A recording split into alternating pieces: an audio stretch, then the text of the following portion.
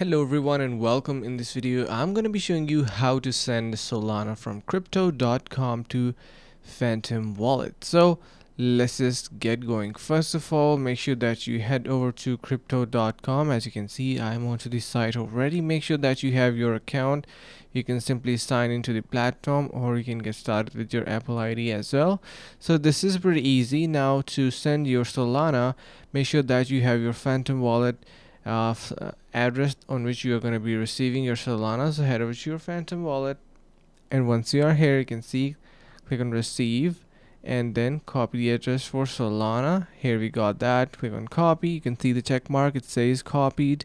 And now we are going to be heading over to our crypto.com. So here it is, and in here you are going to be pasting that address onto the withdraw option. So if you're using crypto.com, you are going to be having an idea how to basically do it. So it is pretty easy. Simply sign in and withdraw your Solana, and that is going to be sending your Solana from crypto.com to Phantom Wallet. So that is pretty much it.